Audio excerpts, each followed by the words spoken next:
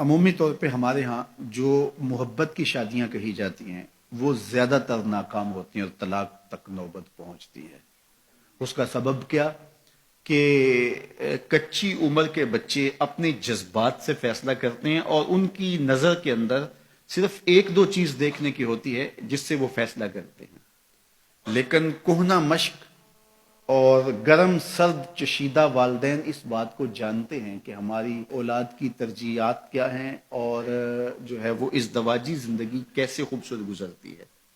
اس لیے وہ جو فیصلے کرتے ہیں وہ فیصلے جو ہے وہ بہت اچھے ہوتے ہیں۔ کبھی ایسا ہوتا ہے کہ اولادوں کو اللہ تعالیٰ فہم، فراست اور عقل و خرد کی فراوانیاں نصیب کر دیتا ہے اور والدین واقعتاً فہم اور سمجھ میں اس مقام پہ نہیں ہوتے، تو سعادت مند اولادیں اس وقت بھی اپنے والدین کو شامل کرتی ہیں اور ان کے فیصلے اچھے بھی ہوتے ہیں۔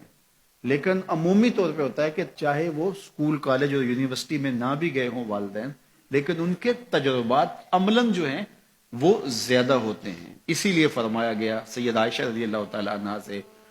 مروی روایت ہے، ایما امرأۃ نکحت بغیر اذن ولیہا فنکاحها باطل فنکاحها باطل فنکاحها باطل، 3 مرتبہ فرمایا جو خاتون اپنے ولی کی اجازت کے بغیر نکاح کرتی ہے اس کا نکاح باطل ہے، اس کا نکاح باطل ہے، اس کا نکاح باطل ہے۔ تو عمومی طور پہ وہ نکاح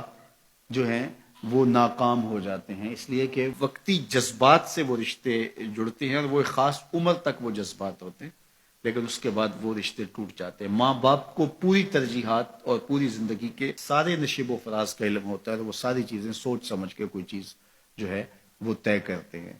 اس میں بعض کا ایسا بھی ہوتا ہے کہ والدین بچوں کی ترجیحات دیکھے بغیر اپنی خواہش کو مقدم کر لیتے ہیں، تو یہ چیز بھی تناؤ کا سبب اور طلاق کی نوبت تک پہنچا دیتی ہے۔ یعنی بعض کا ماں باپ کو ضد ہوتی ہے کہ میں اپنے رشتہ داروں میں ہی اپنے بچے کا نکاح کرنا ہے اور وہ بیٹی جو ہے اس کا مزاج نہیں جڑ رہا ہوتا،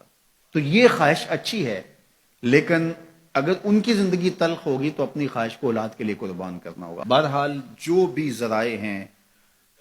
طلاق کے، جو بھی اسباب ہیں، محرکات ہیں، نتیجہ اگر طلاق تک پہنچ جائے، مرد کو پھر بھی اس کی مردانگی روک رہی ہوتی ہے اور عورت بلا جھجک جب وہ جذبات میں آتی ہے تو وہ طلاق مانگنے میں دیر نہیں کرتی،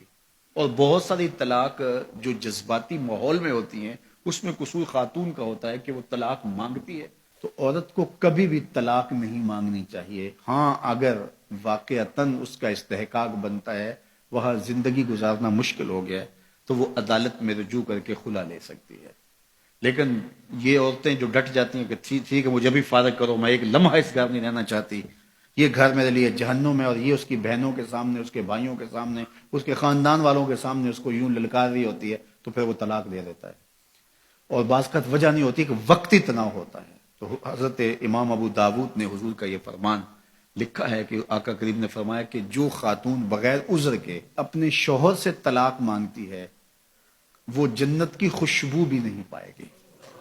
اور جنت کی خوشبو 500 سال کی مسافت سے آنا شروع ہو جائے گی۔ تو جو بغیر عذر کے اپنے شوہر سے طلاق مانگتی ہے، تو یہ بات ذہن میں رکھیے گا کہ عورت نہیں چاہتی کہ یہ اس کے وقتی جذبات ہوتے ہیں، وہ یہی چاہتی ہے کہ میں سرخ جوڑے میں اس گھر میں آئی ہوں تو سفید کفن میں واپس لوٹوں اس گھر میں،